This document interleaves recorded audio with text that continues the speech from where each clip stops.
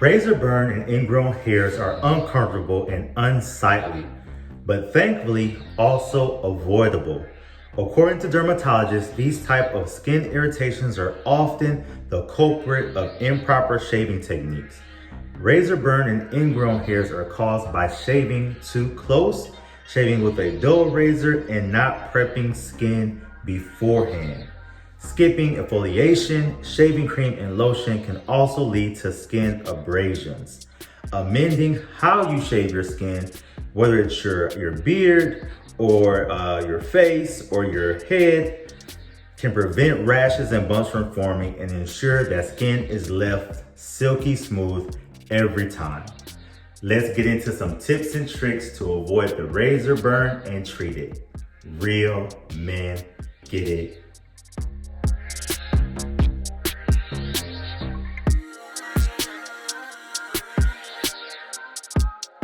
All right, so if you have any horror stories about razor burns, please leave a comment below.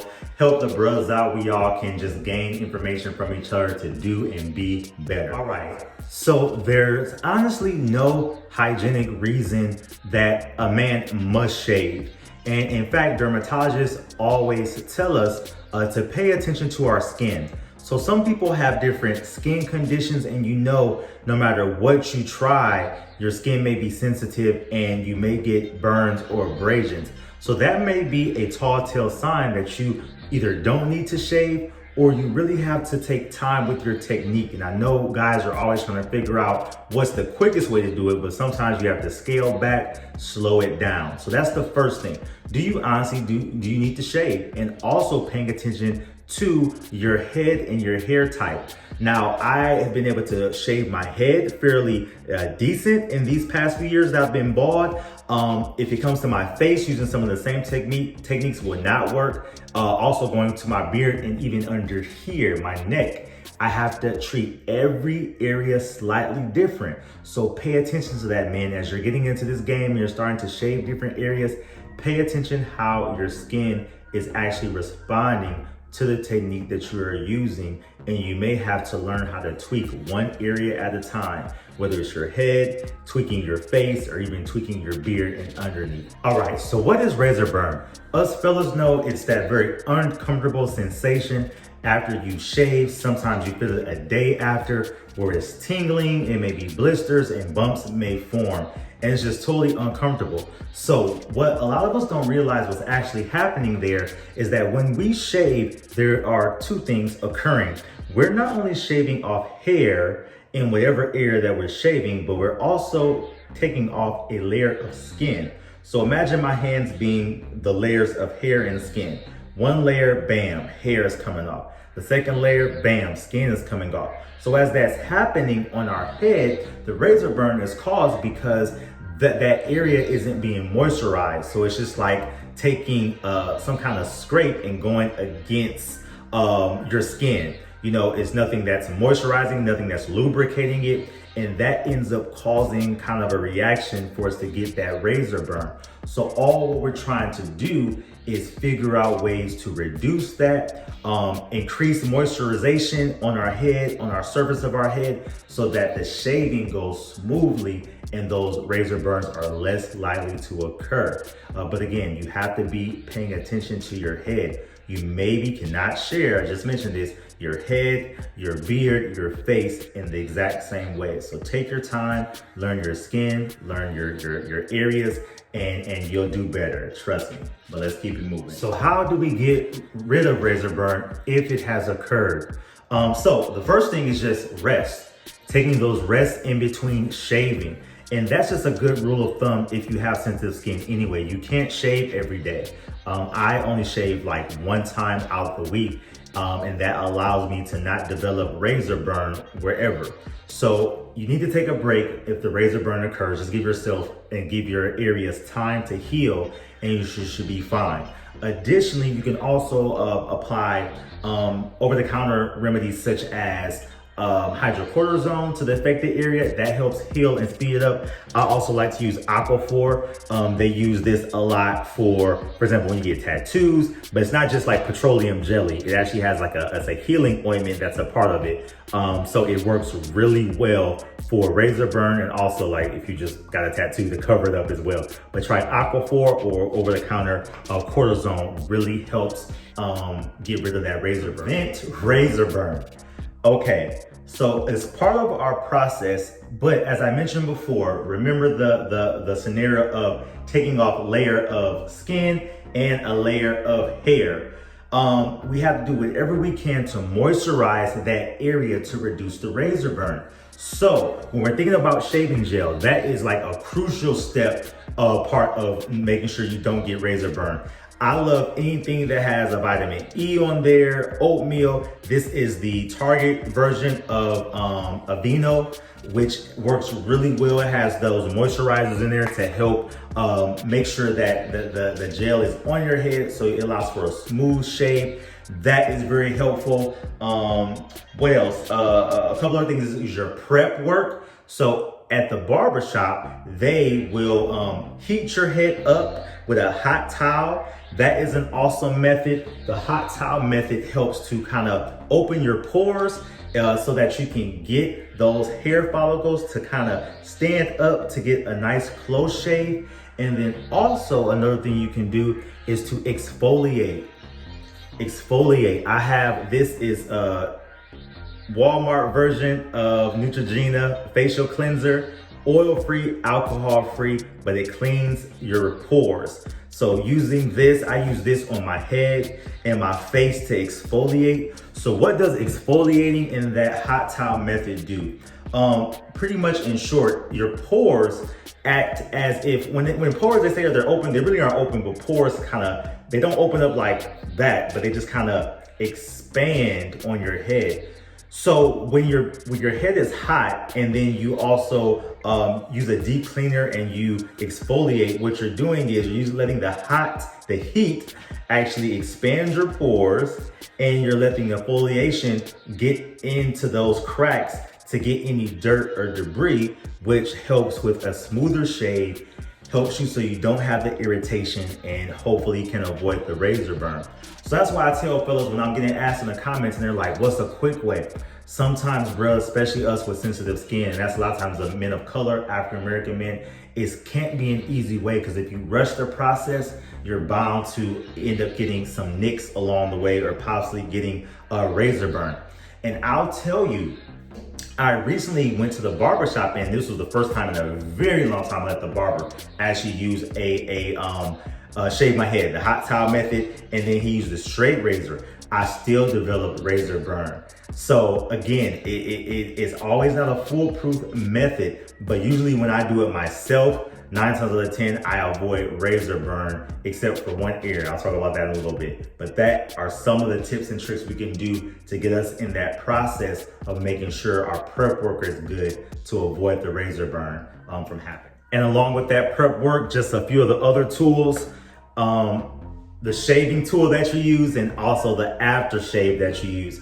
A lot of us, we love those really 5 blades, 3 blades to get the closest shave possible. I've learned it's not a good fit. And as I said, I got the straight razor from the barber, wasn't a good fit. People are telling me to try the single blade, the little bit more expensive razor. I'm still not there yet. I'm nervous just because of the experience I just had at the barber with getting a little bit of razor burn with him using the straight razor. So I love this. This is the Gillette sensitive skin razor, and I'll have all the links in the description. Always have that for you guys to make sure you know where to pick it up at. But this is a blade that purposefully does not shave extremely close, but you get a close enough shave. So to the human eye, it's close, but it's not as close as the other 3 and 5 blades. But because of that, it allows for less irritation to occur. So also giving you some game on those blades, what ends up happening is the more blades you have, that would just be like going over that spot and area 3 times, 5 times with one swipe. That's what those blades are representing when it goes over your head. So if you hear folks say like you should only have to hit an area once, Sometimes some of us that have sensitive skin, we only hit those areas once to avoid the irritation. So again, these are baby steps, and I know it may be a lot, but like I said, I want to make sure that you guys are knowledgeable about the entire process, so that if you are new or you've been doing it for a while and you still want to try some things to get yourself in a good spot to avoid the razor burn, that you're good to go. Okay, so we've talked about razor burn, but now let's talk a little bit about ingrown hairs. So what that really means is, as we mentioned, that layer of skin and layer of hair, it means that it's hair that's trapped in that skin and it's growing not out, but it's just growing underneath the hair. And sometimes those can be extremely painful.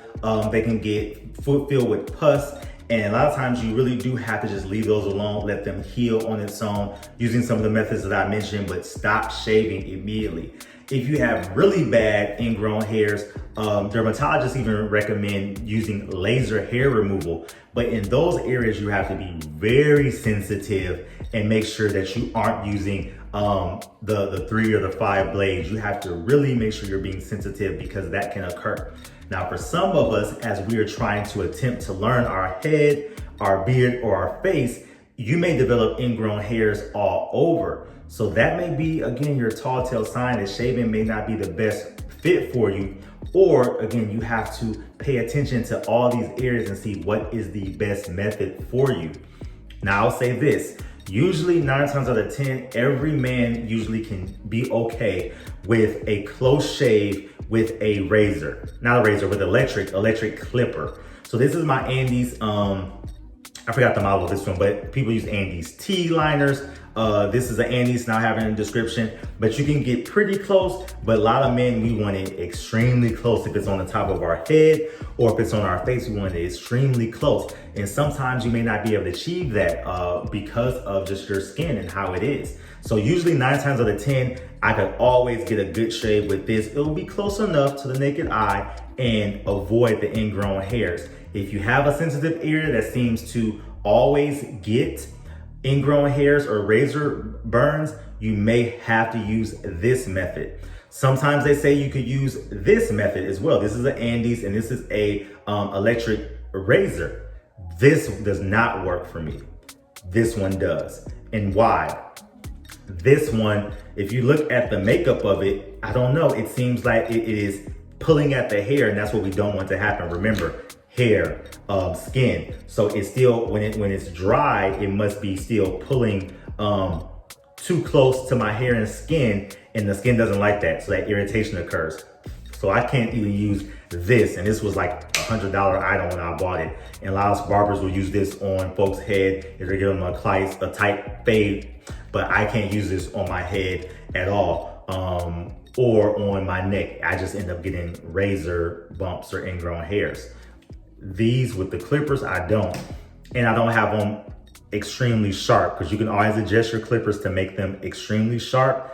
I'm sure if they were extremely sharp, that could happen too. But I have one area on the back of my neck, right here to the right-hand side, right here, this patch right here, where I'm prone to getting ingrown hairs or razor burn. And so I've learned over the years, as I said, the rest of my head, if I'm shaving my head, is fine. This area is a little bit funky, so I have to actually use this to get as close a shave as I can. And if I'm using my Gillette sensitive razor, then I will gently go over this spot just once, just to make sure that as the head is shaved, it kind of, it blends in. But again, you have to just be patient with the process, learn your head, and you'll be good. But as I said, this is method number 1 that always works, my second tried and true method. And as I said, giving yourself time and space in those intervals of shaving, and it'll set you up for success. All right, y'all, so that's part 1. I know it was a little bit long, but I wanted to explain the process because I'm getting asked so often about how can I reduce getting razor burn and all that good stuff. So I wanted to make it a real informational video to inform the bros and kind of walk us slowly through that process. In part 2, I'm actually gonna put the process and put the steps together so that we can actually see my process, and hopefully you'll gain some tips and tricks to be set up for success on your journey to bald head care, or if you're doing your face or even under here. All right, so till next time, real men get it done.